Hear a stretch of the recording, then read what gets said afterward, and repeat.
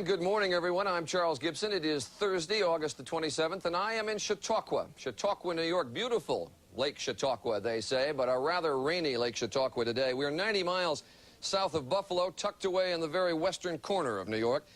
Chautauqua, as many people know, for more than 100 years has been a center for the arts and an intellectual retreat. We are here because this week it is the scene of a conference on U.S.-Soviet relations. 240 Soviets are here, some top officials, and some Soviet citizens from all walks of life. And we are going to be talking to some of the Soviets who are here. We'll also be talking this morning to Senator Bill Bradley, who is one of the top officials on the U.S. delegation. And we're going to take you on a tour of this picture postcard 19th century town. That's from our end. As Beth Nissen reports, this week in western New York State, participants in the Chautauqua Conference have been watching closely U.S.-Soviet relations. All week, a gathering of American and Soviet citizens has been discussing what divides their countries and what might bridge that divide.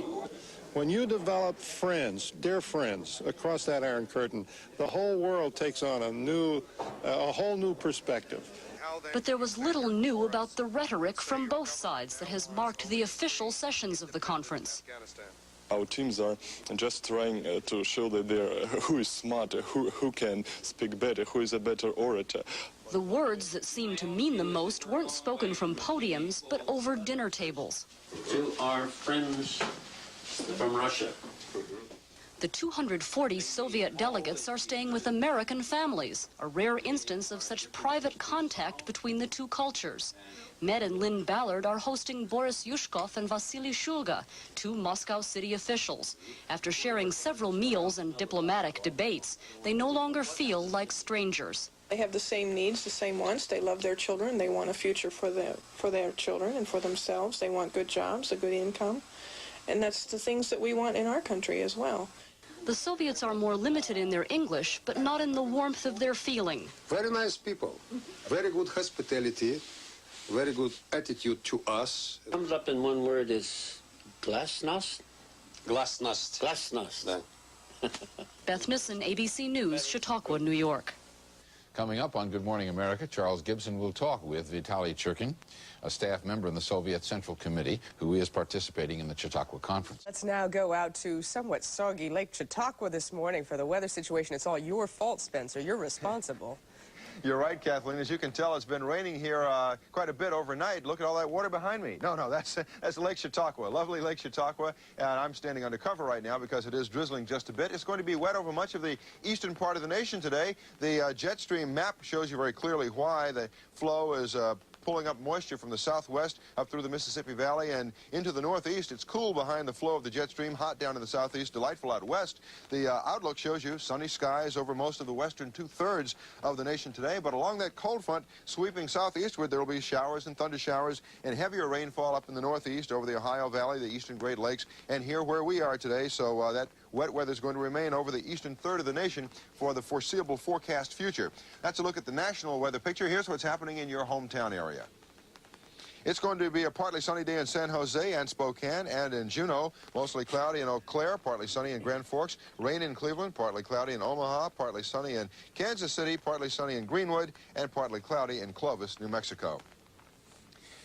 Joining me now is Dr. Daniel Bratton, who is the president of Chautauqua Institution. And Dr. Bratton, good morning. Thanks for coming out to join us. Thank you. You've had all kinds of people from all over the world here over the years and all kinds of special events. Right now, you've got 200 Soviet citizens, most of whom don't speak English, residing with American families here, most of whom don't speak Russian. How is it going so far? It's going beautifully, Spencer, just beautifully. It's a typical Chautauqua program. It's just rich with music and debate and discussion, but you put your finger at the heart of it. It's the people-to-people dynamics that are going on here right now that are just extraordinary. And with what's happening here this week and the excitement of it, the language barriers just don't get in the way. It's being a great week. They're probably discovering they have a lot in common. They sure do, and that's what we wanted to accomplish. Thank you. Thank you for joining us this morning. Right. And now back to you, Charlie. Kathleen.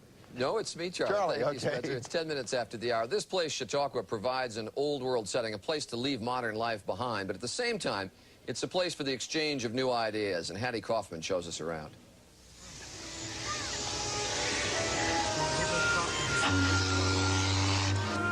Summer vacation, Chautauqua style.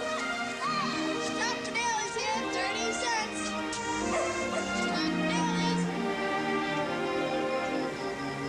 One would be hard-pressed to find a community more quaint. But for those who live here, Chautauqua is more than tree-lined streets and vintage houses. Chautauqua is a way of life.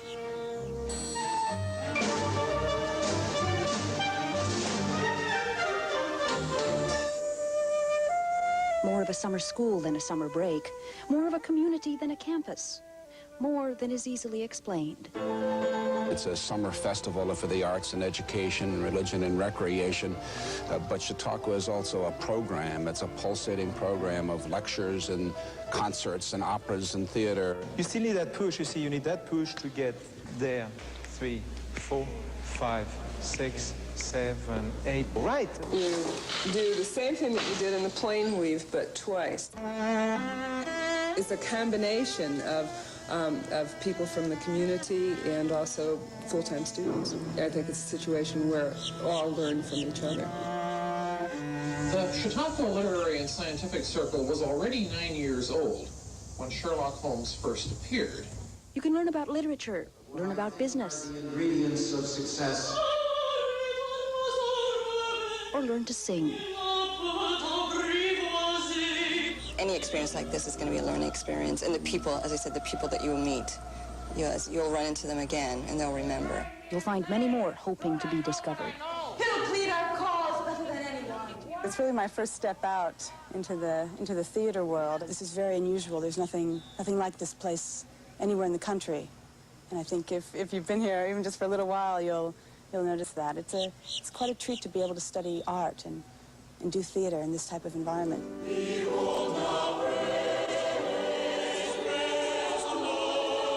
Not only are the young and aspiring attracted to Chautauqua. I've been here 72 out of my 76.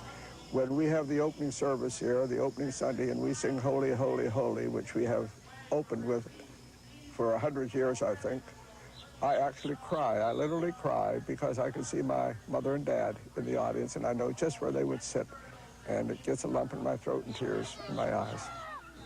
You know what I remember when I was a little girl and my parents brought me, as soon as we came, they just let me go. And I felt so free. People grow here. They catch ideas and they take them home.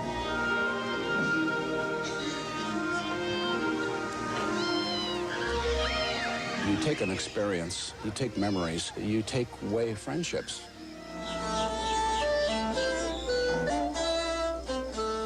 I think there's a new appreciation of Chautauqua. Chautauqua is sparkling, and it really is, I think, a national treasure.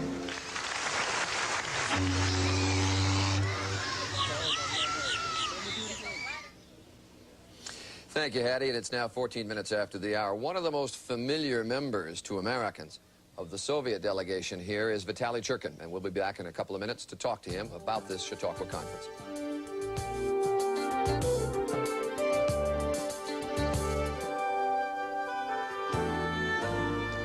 And coming up in our next half hour, Sean Young of No Way Out. And it's now 16 minutes after the hour. There are 240 Soviet delegates here at Chautauqua, many of them private citizens, some of them government officials. Probably none more familiar to an American audience than Vitaly Churkin. You may remember that he was the man who testified before Congress on the Chernobyl nuclear accident last year when he was a Soviet embassy official. And now he is here in Chautauqua in his new role as staff member of the Central Committee of the Communist Party of the Soviet Union. Nice to have you with us this morning. Good morning. The president spoke to the Chautauqua conference here yesterday. What do you make of his rhetoric? You know, he started his administration talking about the Soviet Union as the evil empire. Yesterday he was saying that there could be a far-reaching, enduring change in relations between the Soviet Union and the United States. Do you find a more moderate president yesterday? Not really. We were disappointed because, as you say, very accurately, I think, Chautauqua is a place for the exchange of new ideas, and there were very few ideas in yesterday's statement. There was a lot of old rhetoric, repetition of the many things we have heard before, but we feel that foreign policy is about trying to solve problems, and the problem-solving element was lacking in the statement which we heard here yesterday. Well, one new thing from the president yesterday. There has been a lot of talk from the Soviet Union about glasnost. The president called on the Soviet Union, if this is real, to be more open in discussing military affairs, to publish a a valid budget, for instance, of military expenditures, to talk about the size of the Soviet armed forces, etc., openly, and to debate military issues openly. Do you foresee any chance of that? Yes, I do. As a matter of fact, I challenged our American colleagues yesterday at the discussion of the speech after the President made it to do something when we do what they're asking. I asked them, would the United States be prepared to cut back its military budget if we published a very detailed military budget in the Soviet Union? Would the United States be prepared to cut back its armed forces if the Soviet Union has all the figures out? And we, of course, have made those proposals. So what I'm trying to say is that sometimes there is rhetoric, but when you come over to specific things which must be translated into steps to reduce weapons, those steps are not just there. So we have been calling American bluffs now and again in the process of the arms control negotiations of late, and we'll be prepared to call that bluff again. Let's see how they respond. Well, there would be a natural reduction in American military spending if the Soviet Union was very open about its military posture, because we spend an enormous amount of money trying to figure out just exactly what your military budget is and where your troops are deployed and how many troops, etc. You know very well where our troops are deployed. We spend also a lot. So the problem, as we see it, is not just counting every kopeck or every cent of what we're spending. If you want to do that, okay, let's do that. But at the same time, the main purpose must be to reduce the burden of military overspending and to reduce the burden of the armed forces both nations have to carry these days. You talked a moment ago about an arms agreement. There have been a couple of significant changes in the last couple of days, or at least statements. The United States reducing its requirements for on-site inspection. The West Germans saying that they might get rid of their Pershing missiles if an agreement were to be signed. Does that represent significant change to the Soviets? Do you think there's now closer prospects, better prospects for an agreement? Well, I think there is some movement. The call statement of yesterday, which you have alluded to in your question, is certainly a manifestation, as we can see, of the fact, of the recognition of the fact that the problem of the American nuclear warheads for the Pershing 1As in West Germany must be addressed, and we have been insisting on that. But of course it remains to be seen what the details of what the West Germans and Americans have in mind are. The details can be very important in arms control negotiations. As to the verification issue, let me say that our requirements for verification in that agreement are very stiff. We, for example, want to have access to American military bases in third countries which can be associated with those missiles. We have opened our entire territory for verification and that of our allies. That requirement of ours has not yet been met by the American side. So there are certain verification issues which have to be still figured out and in which we are interested. There is renewed talk today, a British report, that Mr. Gorbachev will be coming to the United States for the UN meeting in September, and that the UN officials have been told to prepare for it. Do you have anything more on that? It was denied yesterday. Are you willing to change the denials today? Well, General Secretary Gorbachev is an outstanding and very popular world leader, so I understand the eagerness of people to have him over visiting. At the same time, all such announcements come from Moscow, and there has been no such announcement from Moscow. Well, the critical thing that the United States is focusing on at the moment is the meeting between Secretary of State Shultz and Foreign Minister Shevardnadze in September, mid-September. Do you think out of that will come the agreement on on arms control? Yeah, and I think from that, perhaps an announcement of the summit? Certainly, we attach great importance to the upcoming meeting between the Secretary and our Foreign Minister, and whatever final questions remain at the negotiations at Geneva must be tackled and resolved there. Then we'll see where our relations go from the point of that meeting. It is going to play a very important role in for the development of our relations for the next year or year and a half. An extraordinary thing what's going on here at Chautauqua. There's a very large Soviet delegation, many of them living in American homes here in Chautauqua. What's your basic overall feeling about this kind of conference and this kind of I have a great feeling about it. I think it has been a very good experience. We've had an open airing and exchange of ideas and differences, the spirit of cooperation and trying to find solutions to problems, maybe new approaches.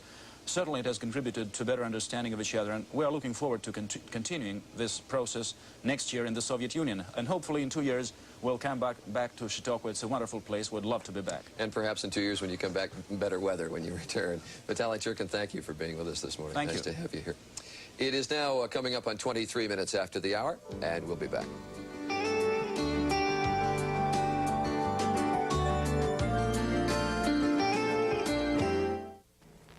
morning. It's 55 degrees in Buffalo. I'm Sheila Mahoney. We'll be returning to the Chautauqua Institution momentarily for more of this special Good Morning America broadcast.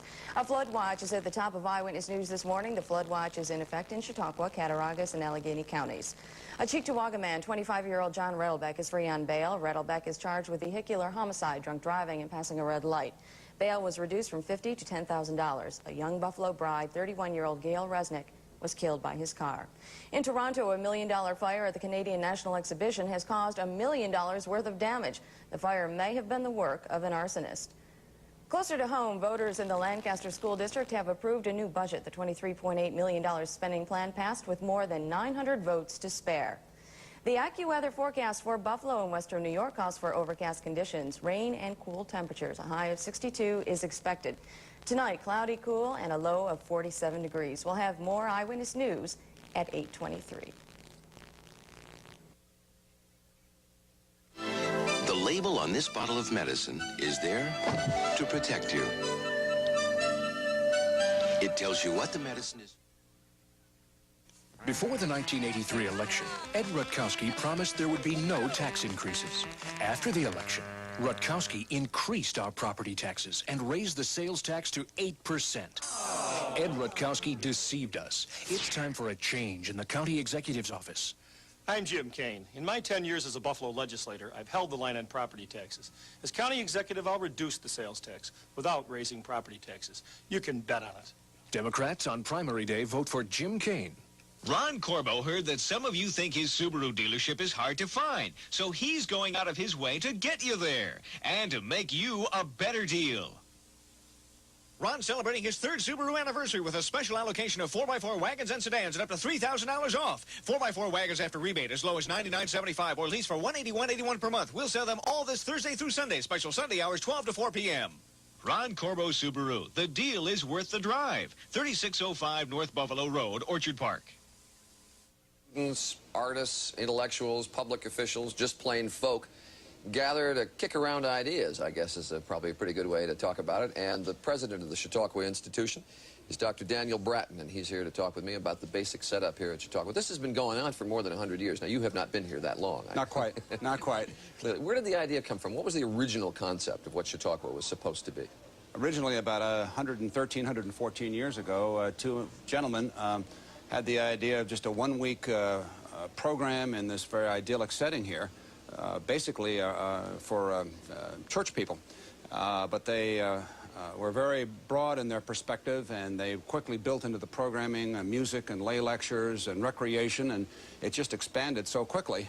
The idea that this beautiful hotel within 7 years had to be built to handle the numbers of people that wanted to come. And there's been an extraordinary series of people who have worked at Chautauqua, really, haven't they? Yes, all of the great American leaders have come to Chautauqua. 9 American presidents have been here. We always like to point out that Roosevelt gave his I Hate War speech at Chautauqua back in 1936. And what's happening this week, as a matter of fact, is just a continuation of that tradition. It's interesting, though, 114 years ago when this all started, there was not the kind of modern communications that we have today. So a gathering of folks to exchange ideas, rather novel then. Has it become passé? Has it lost its role, given the fact that there is now, through television, I guess, sort of a national interchange of ideas electronically and through the printed press, etc.? No, indeed, it's quite the contrary. First of all, Chautauqua is a place as well as a concept and a program, and people come here and they have a sense of coming home to something that's very permanent, to roots in their life, and that's very important to them. But as far as the programming is concerned, it's something that they participate in. You couldn't possibly, through television or radio, experience what Chautauquans are experiencing this week. You come here and you're involved. You're involved in the lecture platform. You're involved in the arts. You're involved in all the educational programming. You're part and parcel of it. Chautauquans by nature have an insatiable curiosity and intellectual capacity, and they just come and dive into this place and its rich fare. So it just happens to you when you come to Chautauqua. It does. You have to. What we say many times, you have to experience it. You come here blinded and your eyes are opened when you get here. The Soviet conference, U.S. Soviet conference that's going on. Where'd the idea come from? A couple of years ago, in our international programming that one of our weeks every year is called International Affairs Week, and the gentleman who helps us with that, John Wallach of the Hearst newspapers, had the idea of a U.S.-Soviet relations program, and it was a rather small-scale program. We had about 10 Soviets that came here from Moscow and the embassy in Washington, and it was so successful, and it had such a unique contribution to make to the U.S.-Soviet exchange activities, because in this one place you had political debate, academic consideration, artistic exchange activities, people-to-people diplomacy going on. Only Chautauqua was providing it, so that when the exchange initiatives were then assigned, following that, we were one of the first institutions invited to participate. Last year we went to the Soviet Union, again with great assistance of Mr. Wallach, and then this year we have these 230 Soviets that are coming back here to Chautauqua. Do people's ideas, very quickly, do people's ideas about the other countries change much in a conference like this? Absolutely, absolutely. When we went to the Soviet Union last year and these people come here, absolutely, because you lose all kinds of stereotypes. Dr. Daniel Bratton, thanks for being with us. You're right. And thanks for having us here, even though... Even with the weather.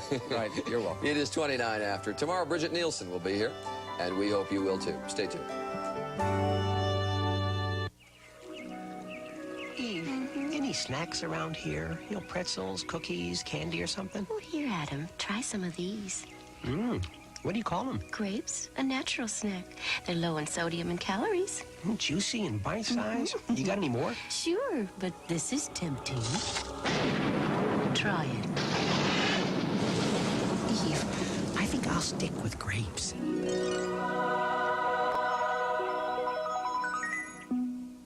Just follow the rent to own. Why settle for hand-me-downs when you can furnish your home in style at Rent to Own? We have living room groups, dining room sets, bedroom groups, wall units, and more. A house full of brand new furniture is just a phone call away. And it's so easy. There's no credit check, no down payment. Call now for fast free delivery and furnish your home in style. Where your dreams come true. Pick up the phone. Call Rent to Own.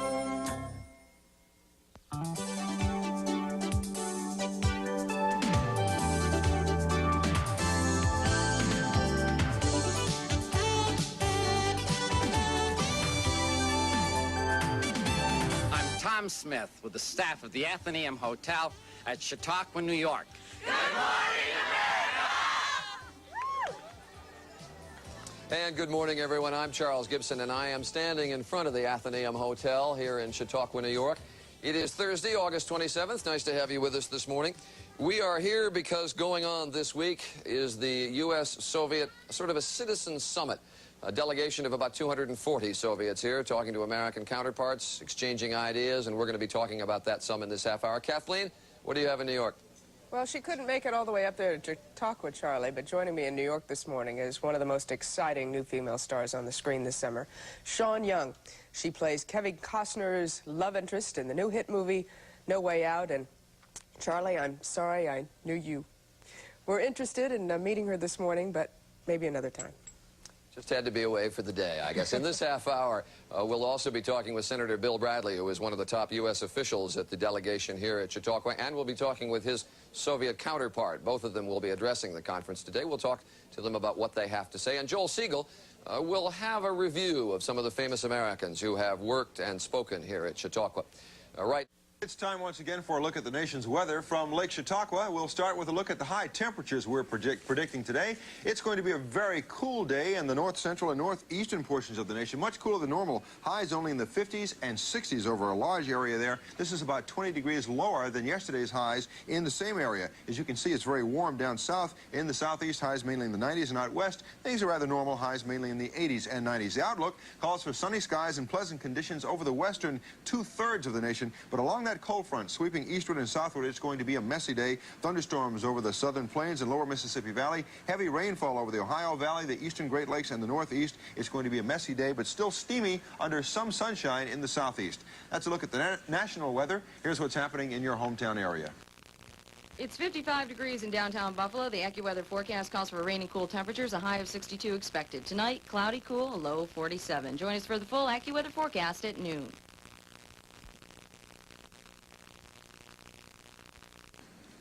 Well, right now, I'm on the porch of the Athenaeum Hotel, which opened for business in 1881. Now, the hotel was built by Lewis Miller, whose idea it was to create Chautauqua Institution. Now, the hotel's one and only fire, get this, occurred on opening night in a kitchen in a steam-operated dishwasher. Lewis Miller paid $5 to the quick-thinking kitchen helper who put out the fire and saved this hotel. By the way, there's something else very, very special about this hotel, and that is every guest at every meal gets 2 desserts. My kind of place.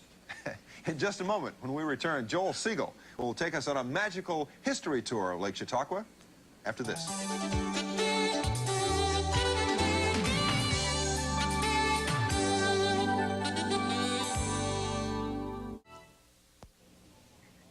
It's 20 minutes before the hour. Chautauqua has an interesting and amusing history. Amusing and interesting when your guide is Joel Siegel.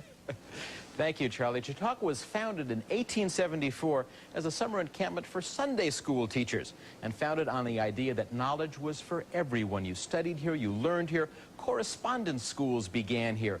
Lecture series still called Chautauquas were set up all over the country.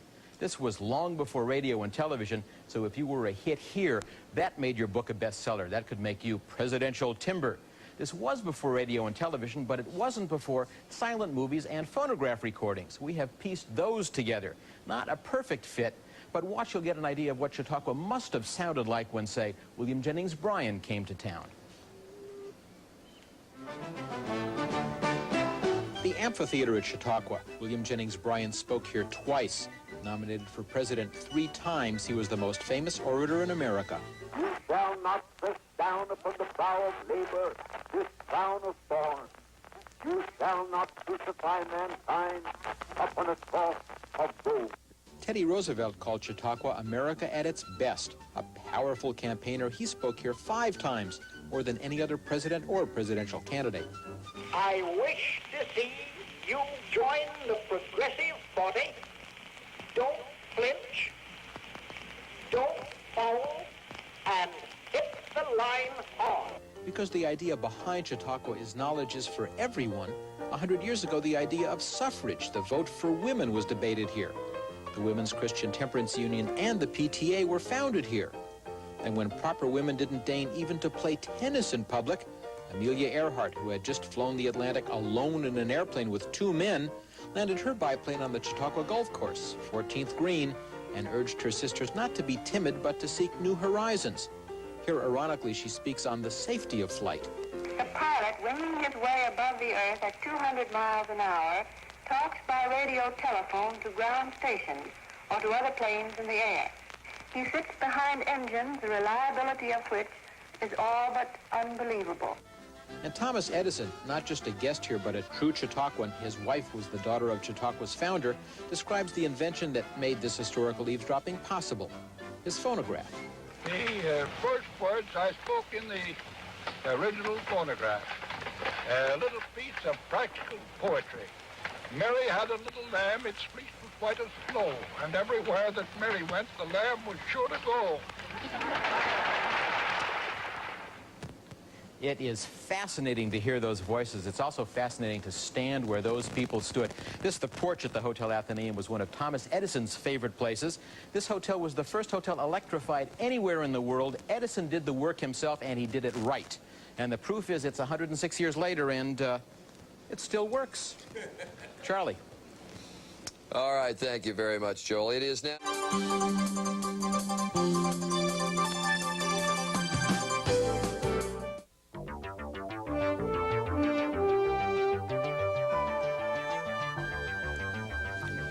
It is now 52 minutes after the hour. The major public forum for the exchange of ideas between Soviet and American delegates here to the Chautauqua Conference is a series of morning lectures from delegates from the 2 delegations. And this morning's speakers will be Senator Bill Bradley from New Jersey and Evgeny Primakov, who is a member of the Supreme Soviet, which is really the equivalent, I guess, of the Soviet Parliament. And it's nice to have you both with us. Good to be with you, Charlie. Senator, I'm dying to hear you try to describe tax reform to the Soviets. You're not going to try to do that, are you? Well, given the direction of their economic reform, they might need tax reform. The president yesterday in his speech talked about remaining deep fears and concerns that Americans have about Soviets. Do you see the walls coming down at all? No, I mean, I think the speech was classic Ronald Reagan. I think that there was some information in there that was very important, and that information was that Chancellor Kohl has removed his objections to an agreement on intermediate-range missiles in Europe. And from my perspective, that means good news for everybody. And now I hope we'll move on to reduction of conventional forces. Do you think that's the removal of the last remaining big obstacle? I certainly hope so. Mr. Primakov, did you feel that way? Did you feel that the President's speech yesterday moved us a little closer to an arms agreement? Kind of disappointment, because he appealed to our conference, as he stressed himself, you know, and I could expect some more constructive tone, even tone of this speech. It reminds me of the speeches of the so-called Cold War.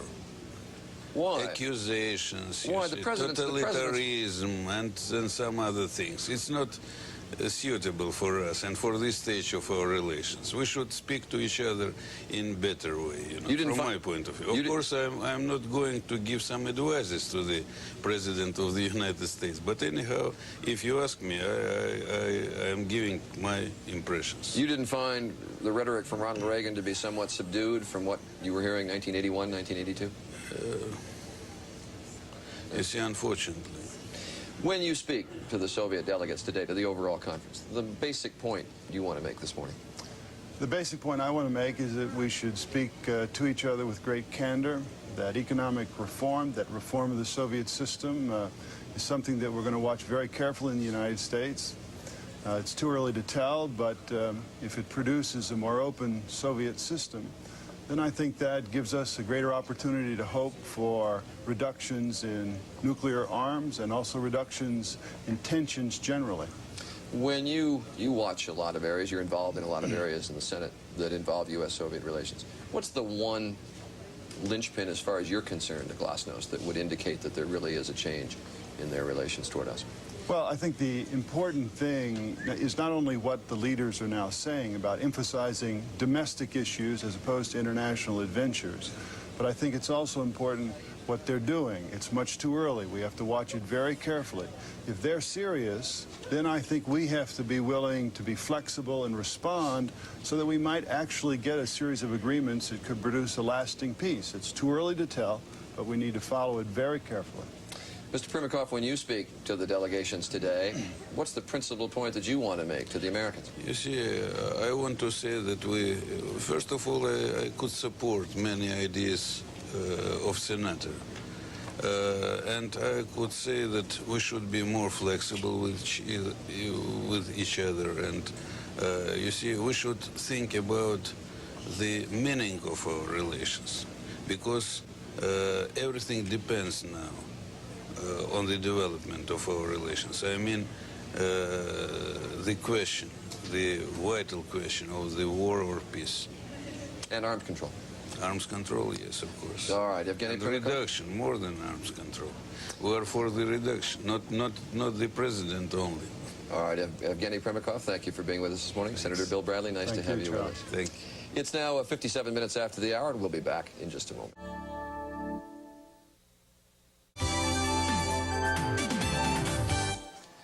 Good morning, everyone. I'm Charles Gibson, and Spencer and I are this morning here in Chautauqua, New York. Normally a beautiful spot to be. Actually, it still is today, but a little bit rainy. We are here 100 miles south of Niagara Falls, and ordinarily the Chautauqua Institution is a vacation spot, but right now something extraordinary is going on. 240 Soviets have come here to visit for a week, most of them staying in American homes, living with American families. And if you think about it, a U.S.-Soviet cultural exchange like that has never been done, at least on this scope. That is an enormous number of people living with each other as they are here in Chautauqua, and we are going to be talking with a woman from a Soviet family and a woman from an American family to talk about how that kind of exchange has been going on. Also with us this morning, two musicians who are involved in the cultural exchange here at Chautauqua, John Denver and Grover Washington, Jr. They will be here to talk about their part of it all. Kathleen, you are where it is much yet. It's now 9 minutes after the hour, and Spencer Christian is here with a resident of Lake Chautauqua, about the only resident around here we know who isn't complaining about the weather. Actually, this is a former resident of Lake Chautauqua.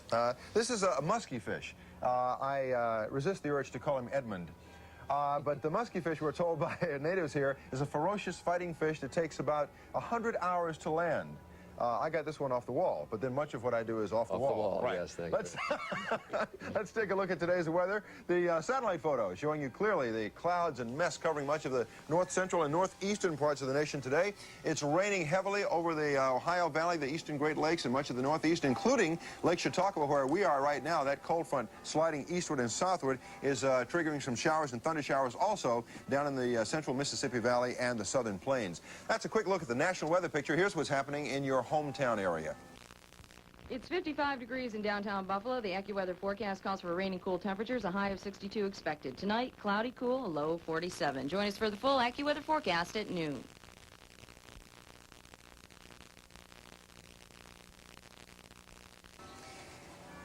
With me right now are an American and a Soviet who are making beautiful music together.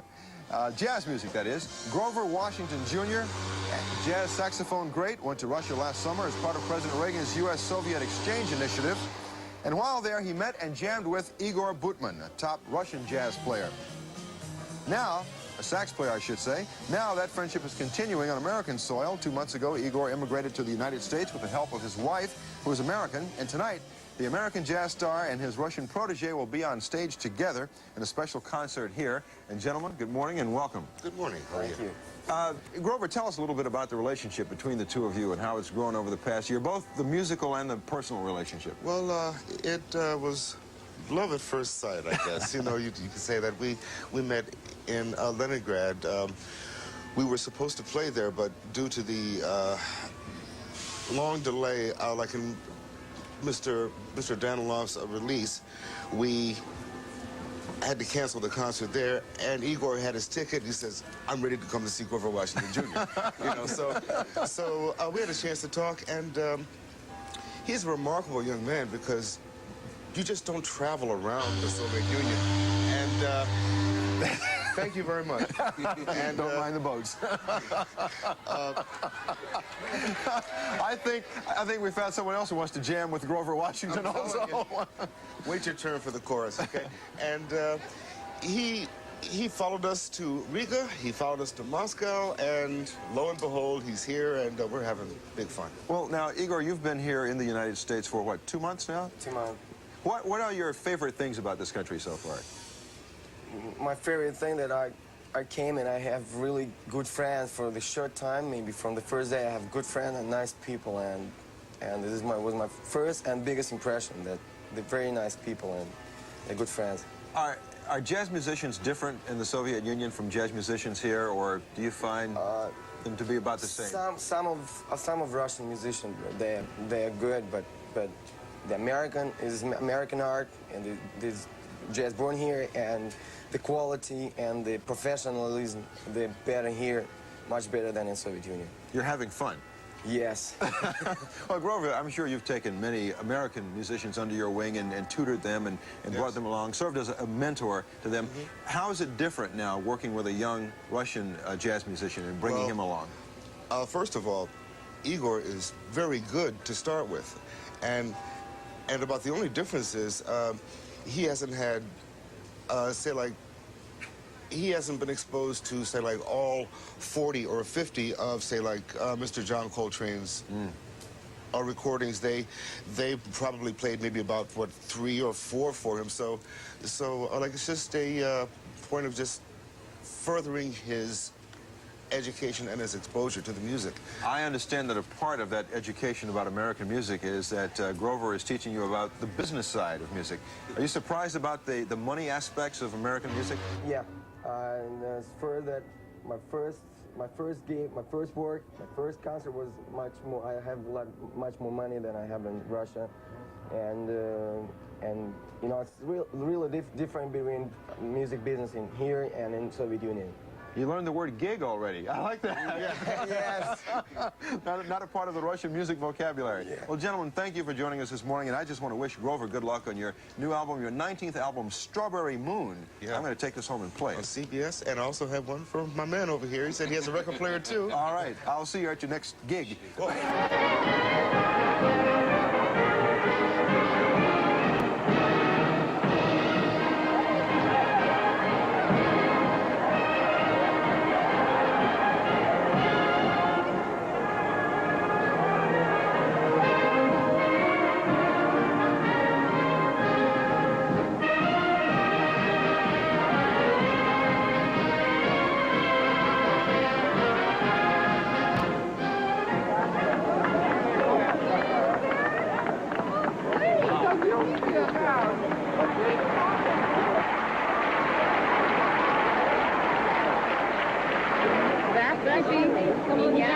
Okay, we got it. Here we go. Late August. It already feels like autumn here in the tiny hamlet of Chautauqua. It is a season of citizen summitry. 250 Soviets pour into the community's main square. In this rural corner of western New York, the world's superpowers meet. 88. 88. American hosts managed to find their Soviet guests through hundreds of people. Although it was the first time many Americans had ever met a Soviet citizen, the greetings were warm with friendship.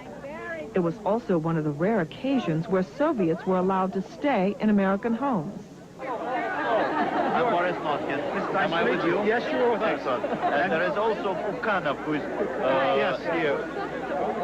Yes, these are our friends, Ray and Elaine Argazuski. Glad to meet you. Glad to meet you. Now I would ask, please, if all members of the delegation from the Soviet Union who are visiting us for this week, if they would please rise and be recognized. All members of the delegation, official and citizens, everyone, please.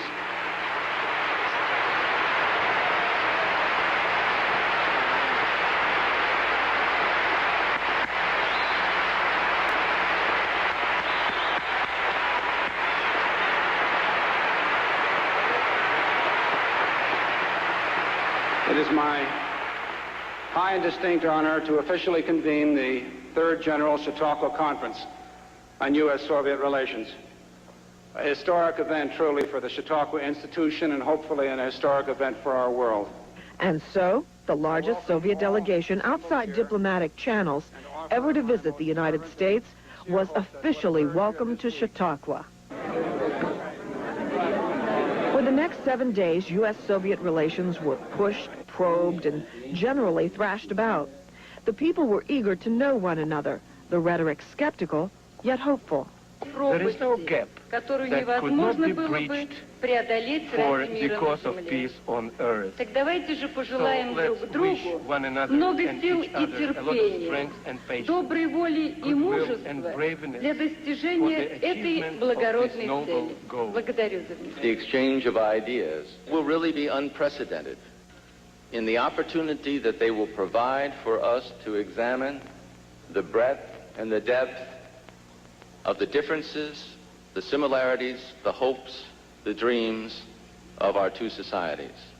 But it was New York Governor Mario Cuomo who set the tone for the conference, calling for a new realism in superpower relations. This is the time to learn to accommodate our mutual wariness without depriving ourselves of our mutual opportunities.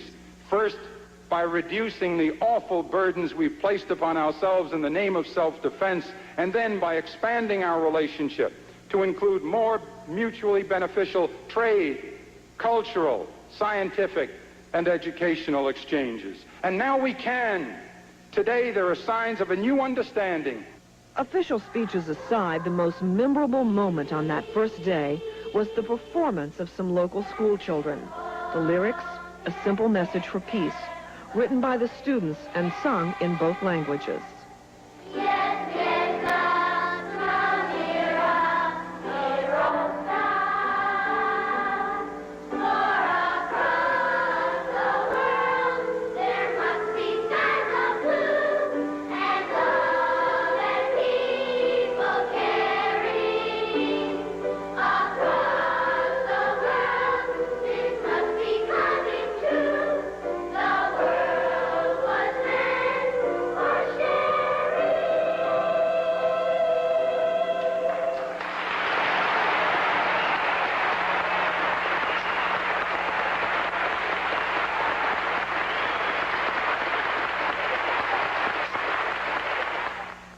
We were apprehensive when we were all standing out there in Bester Plaza waiting for them to come in, wondering just exactly how the initial greeting would take place. And we were told that they did not speak English, and that was one of the reasons that we were assigned an interpreter.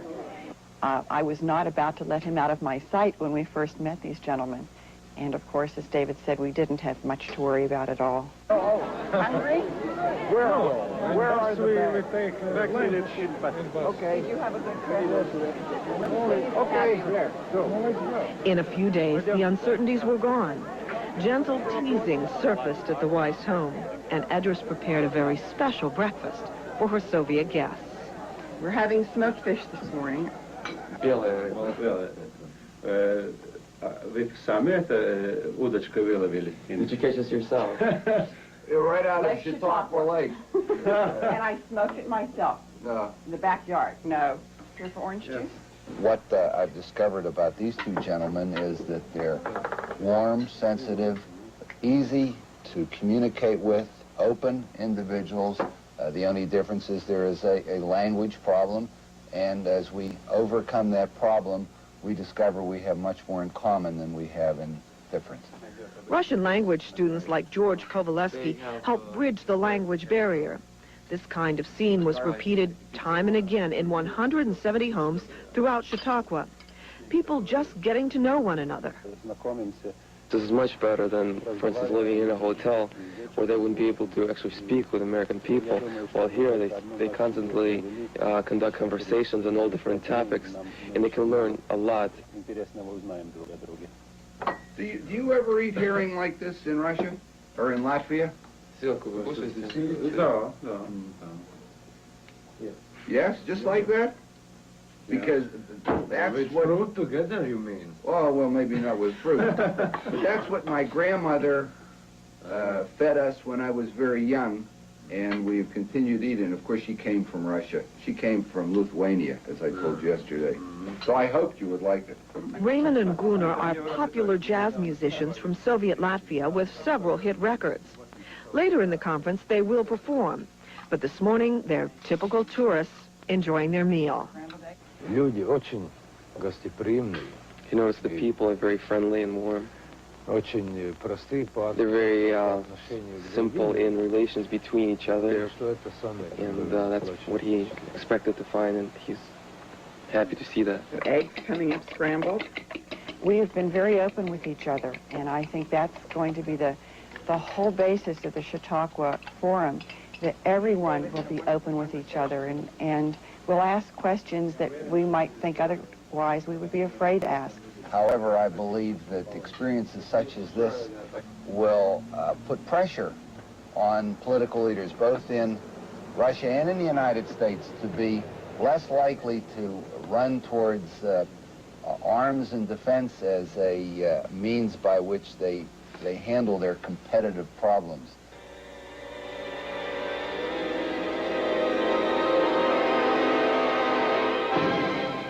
SDI is not foolproof. And therefore, even if we shoot down 100 or 200 missiles, there are other missiles that are going to get through on Washington and on New York and Niagara Falls and wherever, and similarly upon the Soviet Union. What benefit do we have to invest $100 billion in the production, in establishing an SDI system which from the beginning is not going to be able to deliver what it proposes to deliver?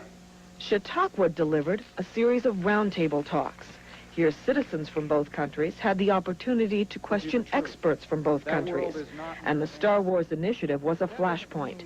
Ronald Lehman, a U.S. arms control negotiator in Geneva. It's as if we're on the side of an abyss. Some people would say we should be hysterical. We should panic. We should scream. We should shout.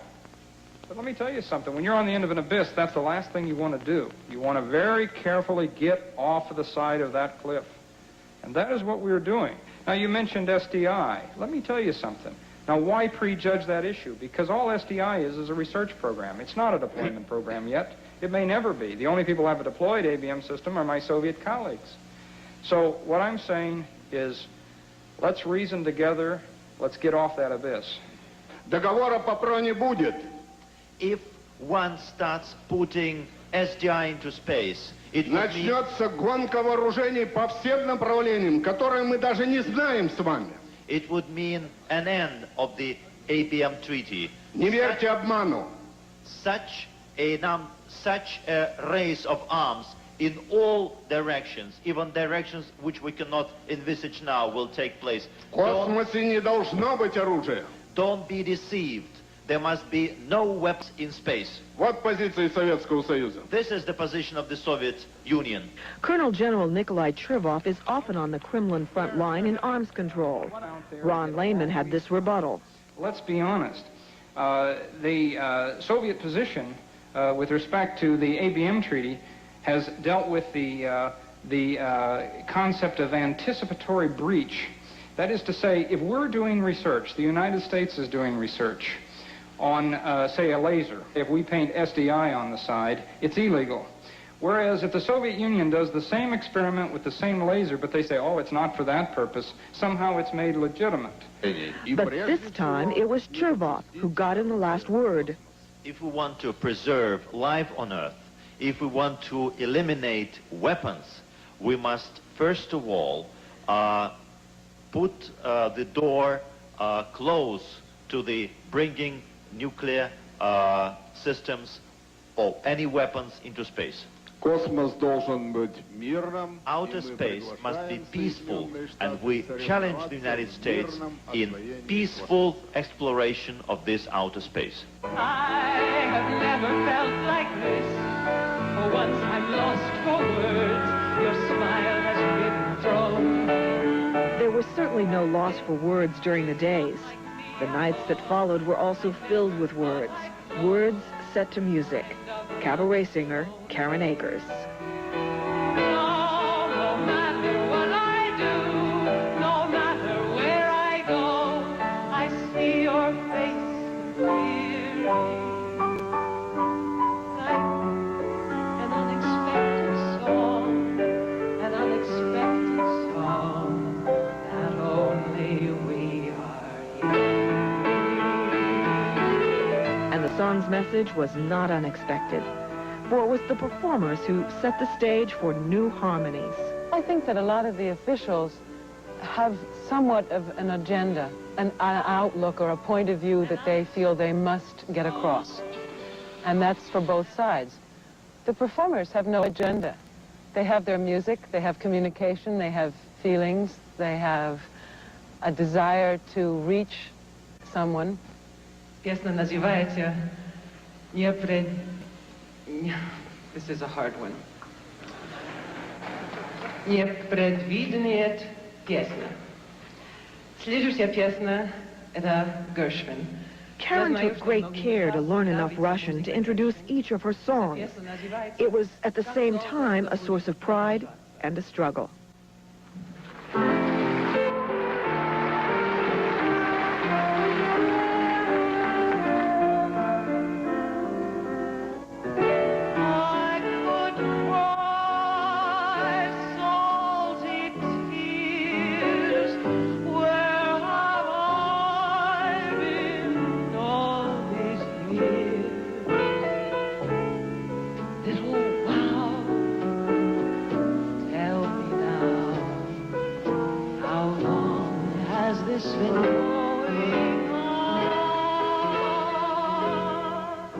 I wanted them to know that we were there because we had great respect and affection and wanted to learn more about them. We were willing to say how different we were and yet find common ground. Listen, sweet, I repeat, how long has this been going on? That is nice. It really feels natural. Okay, so we'll do that, and I shouldn't... Earlier in the day, Karen rehearses with Broadway entertainer Ron Richardson. It sounds better. And the road has been too long, and his name, oh wait, that love is only for the lucky and the strong. Just remember, in the winter, far beneath the winter snow.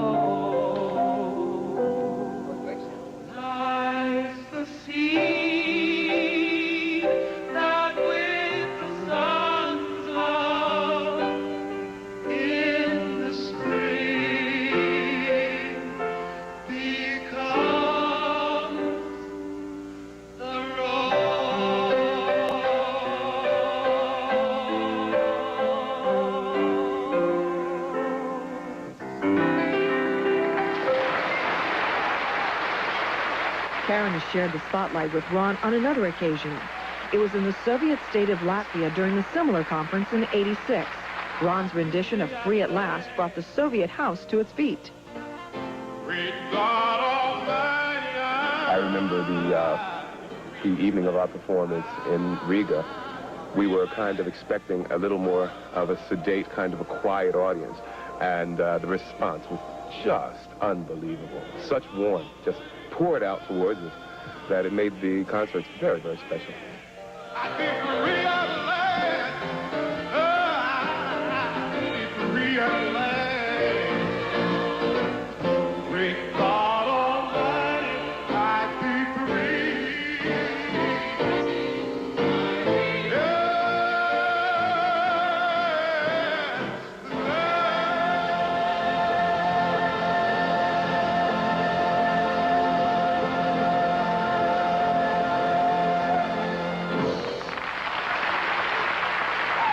When people would come and watch us perform and share in the love that we were trying to generate, it seemed to diffuse the possible problem spots in making the conference a successful exchange. In Riga, the capital of Latvia, American citizens for the first time directly questioned Soviet leaders. The questions and answers aired unedited on Soviet television. This conference was also organized by the Chautauqua Institution. Away from the formal meetings, there was time for officials from both countries to talk together informally. At such a meeting during the Riga conference, the Reykjavik summit was born. Foreign editor for the Hearst newspapers, John Wallach. Now, the fact that that could take place, that we created the setting for that to happen, made a very important contribution to world peace. So there are those possibilities, and we may not know what happens here of a private nature until months or maybe even years until after the conference is over. But the process is one of the dimensions of the process that makes it so valuable. For some Chautauqua summer residents like Florence Ross, success of the earlier Latvia conference was a very personal victory. During the morning, the dialogue was so adversarial and so antagonistic that I turned to my husband and I said, "What'd we come 5,000 miles for to hear this same old story that we could read in the newspapers every day? I'm going to give it to these guys." I am taking the prerogative of my age by saying that all of you sound like little boys playing one-upmanship.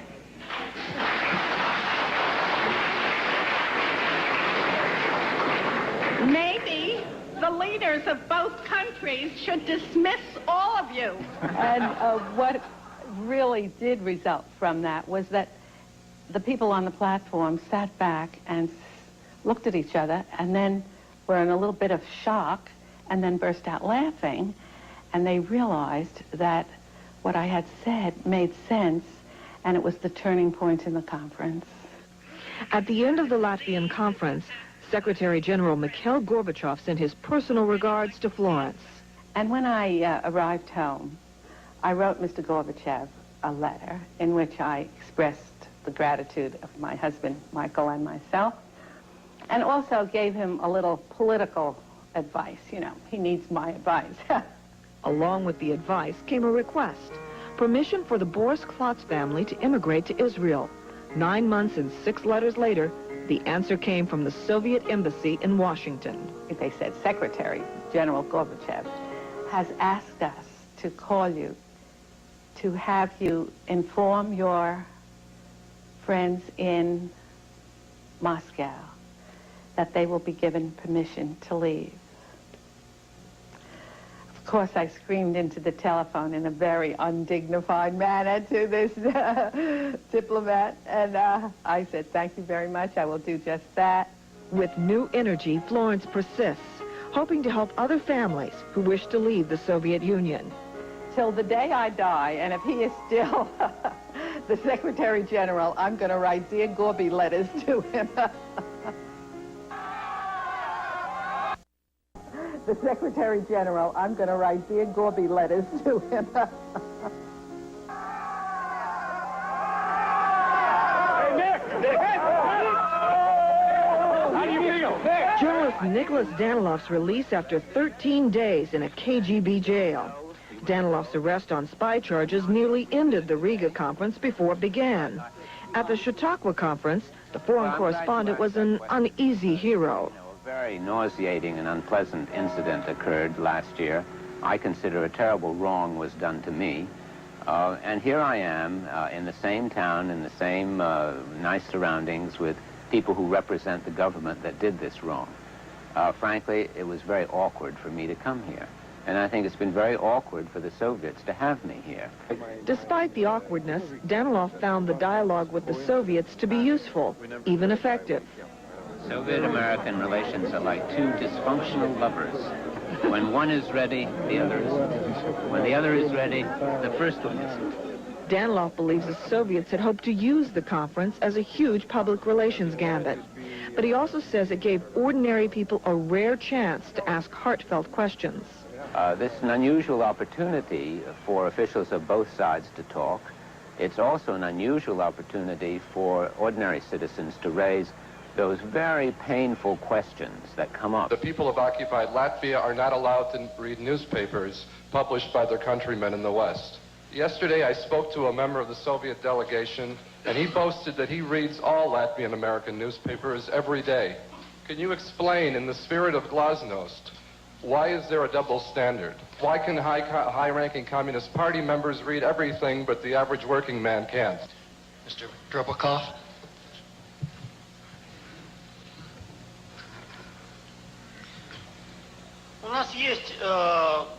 There are people in our country who consider that people should be able to subscribe to newspapers of immigrant groups abroad, and this includes Latvia. I do not exclude such a possibility that this could be. But what will be the result? This is a question for me, a point of, I don't understand. What will be the result of this? The result of this media roundtable was a chance for Americans and Soviets to question top journalists from both countries. The first question I'd like to address to Mr. Colley from Newsweek and Mr. Danilov. Do you think that I'm a KGB agent, so since I can speak English and I look like American? Вы думаете, что я агент КГБ? The KGB agents that I know speak English with a much better accent than yours. I apologize for not the names. The Soviet journalist in the middle who's staring at me with the big tan. Я хотел бы спросить вопрос, но я забыла имя. This is Alexander Bovin. Господина, который посередине.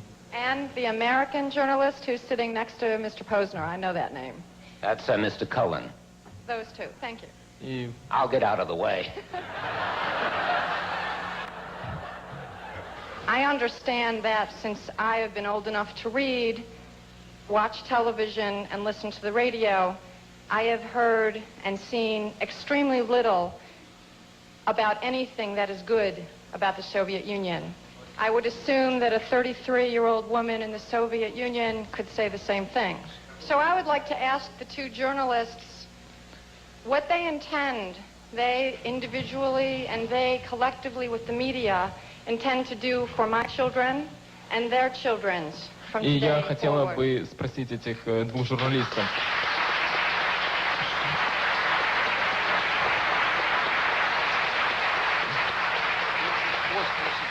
Осознается we are very sharply coming to the realization недостаточность привычных стереотипов. The insufficiency of the normal stereotypes. Мы прекрасно понимаем, We understand very well что мы односторонне показывали Америку. that we have shown America in a one-sided И мы fashion, сами стараемся сейчас это исправить. and we're ourselves trying to correct this. I think that the solution to providing a complete and balanced picture of the Soviet Union and the United States lies only partly in improving the performance of the media and much more in improving and expanding cultural exchanges like this one. Translations limited the effectiveness of this exchange. Speakers were forced to chop up their thoughts. But the packed house expected a sharp debate. It was not disappointed. Что свободной прессы никогда не было. That there was never any free press. Ее нет There's no free press right now, и никогда не будет. and there will never be a free press. And I tend to side with my colleague Alexandra Bovin in agreeing that there is no such thing. There is more freedom or less freedom, but it is always limited. And since freedom must relate to responsibility, because freedom without responsibility is chaos, it must be limited. And it seems to me that what American journalists do with regard to not allowing freedom to become license or chaos is a matter of individual responsibility. I am doubtful that in the United States, journalists should gather together in some kind of campaign to restrict that freedom. But Posner persisted, insisting there is no freedom of the press, and told the crowd of a protest outside the offices of the Cleveland Plain Dealer. It turned out that they were protesting because one of the reporters had been fired. He'd been fired for covering or doing a story on the local nuclear power plant. It turns out he'd been very critical of that power plant, and of the way it was being handled, the dangers it posed. It also turned out that a major part of the advertising that the Cleveland Plain Dealer gets is from the people who own that particular plant. And I believe one of the differences between Soviets and Americans is that whereas in both countries there is no such thing as freedom of the press, the Soviets know it, and the Americans don't.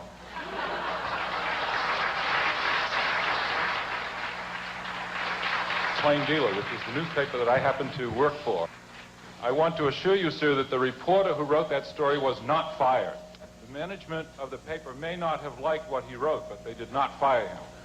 Заведующим этой газетой могло не понравиться, что он написал, но они его не уволили. In order to qualify as having asked a question, I might just simply ask you, does this change in any way your perception of freedom of the press in the United States?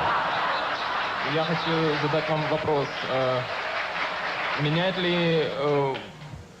I would like to say that the people outside were protesting that the man was fired. I saw them, they were working there, I took pictures. Я хочу сказать, что люди протестовали Whether he was этого здания. hired after that, I don't know. И они протестовали по этому поводу, что он был уволен. Я не знаю.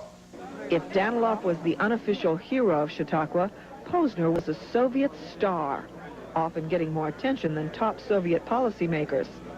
Some in this country have accused Posner of trying to manipulate popular American opinion. Some in the Soviet Union consider him a propagandist for the United States. But the Soviet pitchman shrugs off all critics. If you're not criticized, if people don't react to what you do, positively and negatively, then what you're doing is really of no consequence. I mean, if you write and speak on television and no one hates your guts, you shouldn't be there. Posner is familiar to American audiences through his appearances with Phil Donahue and on Nightline. During the Gorbachev regime, he has gained visibility and power. The disarming commentator preaches the gospel of glasnost. I've often explained that the word openness does not really reflect what glasnost means. I don't want to go into a lecture on semantics now, but in Russian the word glas, it's an archaic word, or a poetic even word, it means voice. And the suffix nost is like the suffix ness in English, like in happiness. So if you want a literal translation, it's voiceness. No such word in English. But it conveys the meaning better than openness. If glasnost is the word for the Gorbachev era, it was suggested that Chautauqua should be America's word for embracing glasnost. Always the careful linguist, Posner defined the historic meaning of Chautauqua.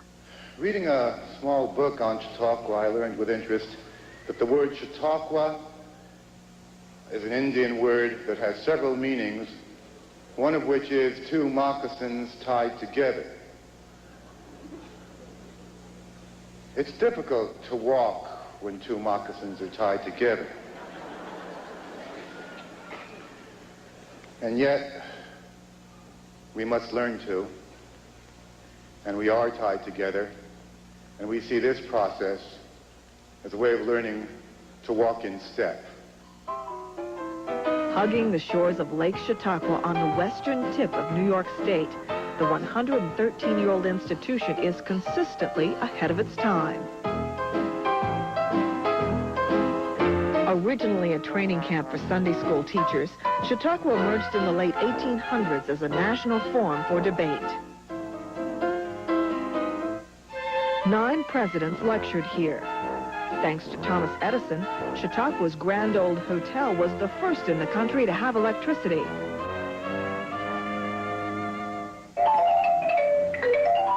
And it was here that George Gershwin wrote his concerto in F. Music still streams from the practice huts.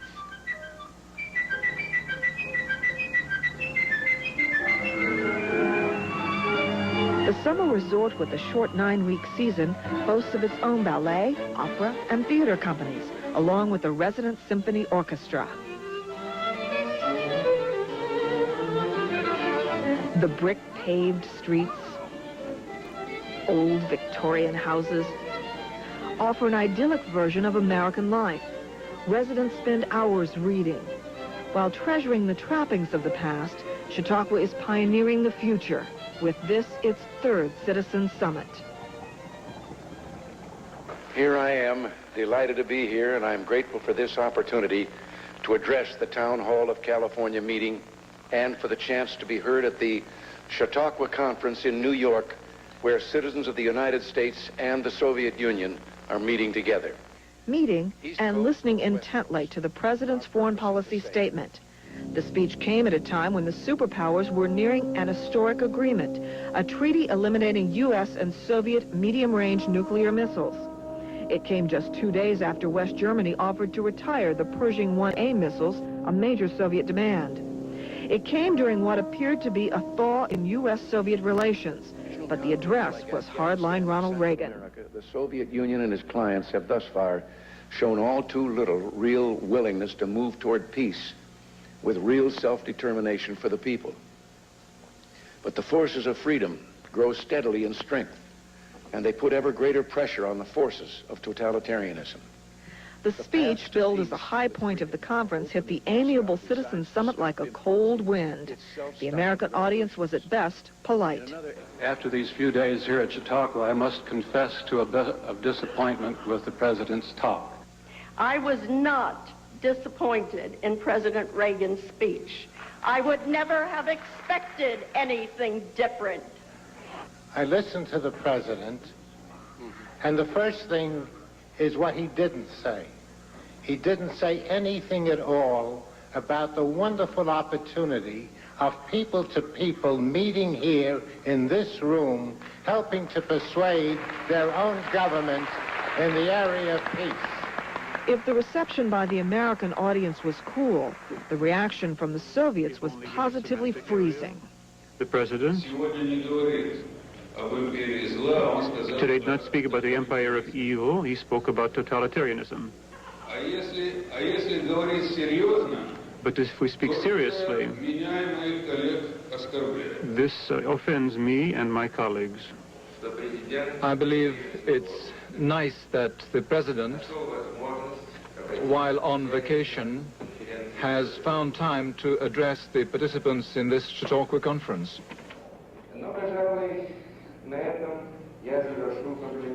This is the complimentary part of my statement.